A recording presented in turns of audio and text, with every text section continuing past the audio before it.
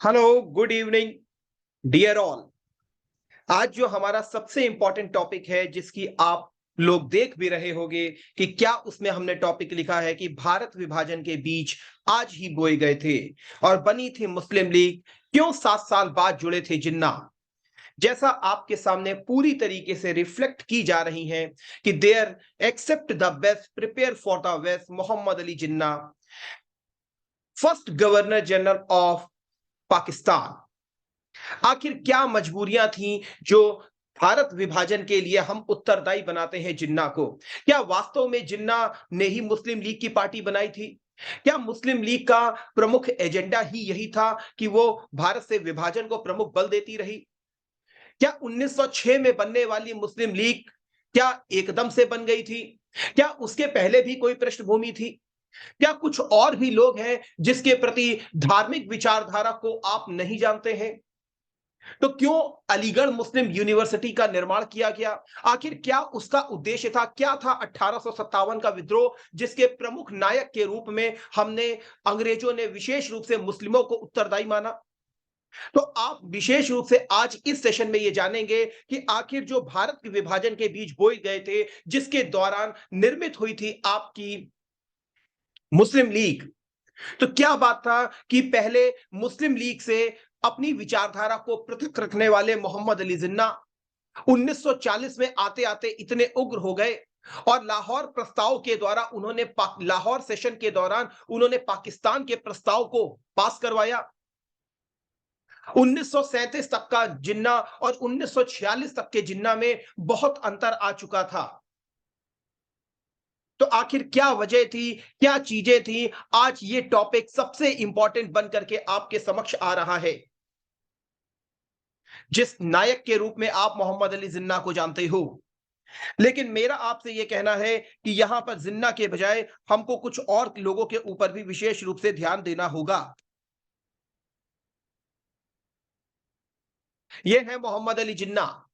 याद रखिएगा, ये first governor general of Pakistan है, जबकि गवर्नर जनरल के प्रथम पाकिस्तान के प्रथम प्राइम मिनिस्टर लियाकत अली खान जी हैं। ये आपको एक शख्स दिखाई दे रहे होंगे, ये सर सैयद अहमद खान जी हैं, जिन्होंने एएमयू की स्थापना की थी, अलीगढ़ मुस्लिम यूनिवर्सिटी, जिसको पहले मॉडर्न एंग्लो ओरिएंटल एजुकेशन के रूप में भी जाना जाता था, जिसका प्रमुख उद्देश्य जो था मुस्लिमों में शिक्षा के व्यवहार को बढ़ावा देना था। एक प्रोग्रेसिव लीडर के रूप में आप सर सैयद अहमद खान जी को जानते हैं। सर सैयद अहमद खान जी 3 तलाक के भी विरोधी थे और सर सैयद अहमद खान जी मुस्लिमों में अंग्रेजी शिक्षा को बढ़ावा देने के भी हिमायती थे। आधुनिक जो कुरान आप देखते हैं, कुरान की आधुनिक ढंग की व्याख्या के प्रति भी सर सैयद अमान अहमद खान जी भी बहुत सचेत व्यक्ति थे। यहां जो आपके लिए सबसे इंपॉर्टेंट चीज तो दिखाई दे रही है कि 30 दिसंबर वो दिन था जिस दिन स्थापना हुई थी मुस्लिम लीग की, और उस समय जो गवर्नर जनरल के रूप में बैठे हुए थे, वो बैठे हुए थे मिंटो सेकंड। स्थापना इसकी ढाका में की गई थी। जी हां, वही ढाका जिसको बाद में ईस्ट पाकिस्तान के रूप में आपने देखा, और जिसका 1971 इंदिरा गांधी जी के समय जो वॉर हुई थी, उसके बाद बांग्लादेश नामक एक नया देश बना। सबसे इंपॉर्टेंट चीज आपके लिए है कि भारत में द्विराष्ट्र का सिद्धांत बल्कि मोहम्मद अली जिन्ना ने नहीं दिया था, बल्कि सबसे पहले जो ये 2 राष्ट्र का सिद्धांत दिया गया था, वो अलीगढ़ सर सैयद अहमद खान जी के द्वारा दिया गया था। उन्होंने ही मॉडर्न एजुकेशनल कॉन्फ्रेंस की स्थापना की थी 1886 में। लेकिन सबसे बड़ी बात थी, तब राजनीति के प्रति इतना कड़वापन नहीं था। हां, धर्म के प्रति एक सचेतता जरूर देखी गई थी। पहले राजनीति ना करने का निर्णय लिया गया क्योंकि स्थापना ही की गई थी मुस्लिमों में एजुकेशन को प्रमोट करने के लिए और अंग्रेजों से मुस्लिमों की करीबियत को बढ़ाने के लिए।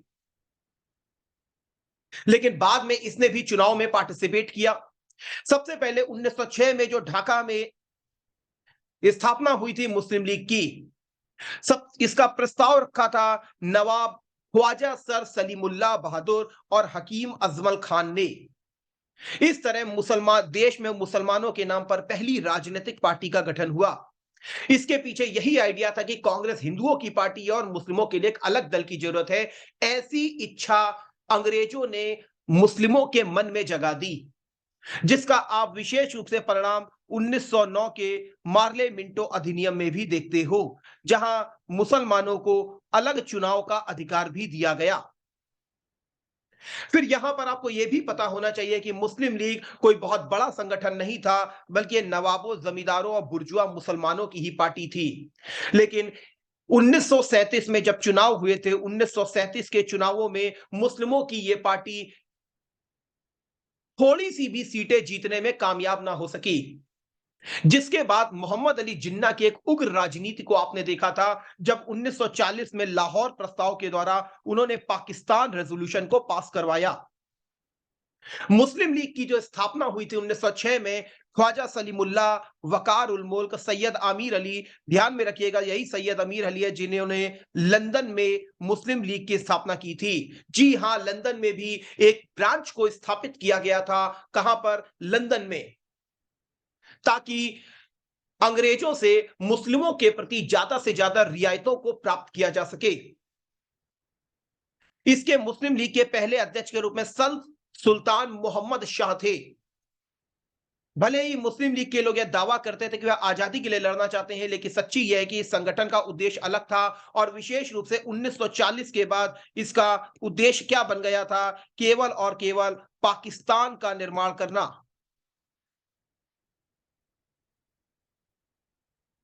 अंग्रेजों से वफादारी था मुस्लिमों का मकसद। जी हां, अंग्रेजों से वफादारी, क्योंकि डिवाइड एंड रूल की पॉलिसी अंग्रेजों ने यहां पर खेली थी, जिसके द्वारा मुसलमानों को भी एक लॉलीपॉप दिया गया और उसके द्वारा उनको हिंदुओं के प्रति भड़काने का प्रयास किया गया, ताकि राष्ट्रवाद जैसा तत्व कम हो जाए। याद रखिएगा, राष्ट्रवाद जैसी चीजें जो होती हैं, वो आधुनिकता के परिप्रेक्ष्य में आप इसको देखने का प्रयास कीजिए। राष्ट्र एक भावना की बात है। भारत हिंदू, मुस्लिम, सिख, ईसाई, विभिन्न धर्मों, पंथों की जातियों का देश है। राज्य एक देश की भौगोलिक स्थिति को बताता है। ये है हमारा प्यारा भारत। ये जो है आपकी जो पूरी बाउंड्रीज दिख रही हैं, ये भारत को एक राज्य के रूप में बताती है। लेकिन इसमें जो रहने वाले विभिन्न धर्म, भाषा भाषी लोग हैं, इनकी जो भावनाएं होती हैं, ये एक भारत के राष्ट्र का निर्माण करती है। मुस्लिम लीग ने क्या कहा कि हमारा मकसद ब्रिटिश सरकार के प्रति मुसलमानों में वफादारी पैदा करना है, सरकार से मुस्लिमों के लिए अधिक से अधिक अधिकारों को हासिल करना है, दूसरे समुदाय के मुसलमानों के प्रति पूर्वाग्रह से निपटना इसका मकसद था। भले ही उसके इन उद्देश्यों के चलते ही ब्रिटिश सरकार को भारत में तेजी से उभर रहे राष्ट्रवाद से निपटने का एक टूल मिल गया, क्योंकि दोनों को एक दूसरे से विभाजित कर दिया गया, और विभाजन में शक्ति नहीं होती है, एकता में शक्ति होती है, विभाजन में शक्ति नहीं होती है। 1930 में पहली बार मुस्लिम लीग ने दूसरे मुल्क की स्थापना का प्रस्ताव रखा। यद्यपि 1930 में जो इलाहाबाद का अधिवेशन होता है, जिसकी अध्यक्षता इकबाल साहब करते हैं, पाकिस्तान जैसी अप्रत्यक्ष रूप की बात होती है, लेकिन उनका मकसद यह नहीं था कि पाकिस्तान की बात की जाए। सर्वप्रथम 1934 में कैम्ब्रिज में पढ़ने वाले, कहां पर? कैम्ब्रिज में, कैम्ब्रिज यूनी में पढ़ने वाले चौधरी रहमत उल मुल्क, चौधरी रहमत अली, सर्वप्रथम पाकिस्तान जैसे शब्द को गढ़ा था। तो ये आज जो आप पाकिस्तान शब्द देखते हो, ये एक्चुअल में चौधरी रहमत अली के दिमाग की उपज है, और इसके द्वारा यह प्रोपेगेंडा, पहले तो इस विचार को डिनाई किया गया, लेकिन खासकर जब 1937 में इलेक्शन हुए भारत में, तो यहां पर मुस्लिम मुस्लिम लीग को मुंह की खानी पड़ी और मुसलमानों को मुस्लिम क्षेत्र में ही नकार दिया गया, जिसके बाद मुसलमानों की उग्र राजनीति आप देखते हैं, और 1940 में लाहौर जैसा अधिवेशन होता है, और लाहौर अधिवेशन में मोहम्मद अली जिन्ना चेयर करते हैं। चेयरमैन के दौरान वह पाकिस्तान जैसे प्रस्ताव की बात करते हैं, और यहां से पाकिस्तान की बात पृथक देश के रूप में आरंभ हो जाती है, क्योंकि यहां पर इन्होंने प्रोपेगेंडा स्टार्ट कर दिया कि हिंदू और मुस्लिम दो अलग हैं। क्योंकि 37 के चुनाव में मुस्लिमों को पर्याप्त रूप से सत्ता नहीं मिली थी और कांग्रेस ने भी उनसे सत्ता को बंटवारा करना स्वीकार नहीं किया था। इसीलिए यहां से उग्र राजनीति इनकी स्टार्ट होती है और उसके बाद फिर आपके different different parameter, Cripps mission आता है, शिमला सम्मेलन आता है, उसके बाद कैबिनेट मिशन आता है, उसके बाद आपके पाकिस्तान का निर्माण किया जाता है। तो फिलहाल ये आज के बारे में आपको छोटी सी मुझे जानकारी देनी थी। यहां पर लिखा भी हुआ है कि मोहम्मद अली जिन्ना कब मुस्लिम लीग से जुड़े थे, तो 1913 में जुड़े थे, क्योंकि पहले वो मुस्लिम लीग की राजनीति से प्रभावित इतना नहीं थे। शुरुआती दिनों में वो कांग्रेस और मुस्लिम लीग दोनों के सदस्य रहे थे। यही कायदे आजम मोहम्मद अली जिन्ना दो आंखों का तारा कहा जाता था और यही कायदे आजम जो है बाद में पाकिस्तान के निर्माण का भी एक पोषक बना। 1940 में पहली बार जिन्ना ने मुस्लिम लीग के लाहौर अधिवेशन में कहा था कि हिंदू और मुसलमानों का एक मुल्क के तौर पर रहना असंभव है। यद्यपि मुस्लिम लीग के एक गुट ने विरोध किया था, लेकिन फिर वह इतना विरोध कारगर नहीं रह सका।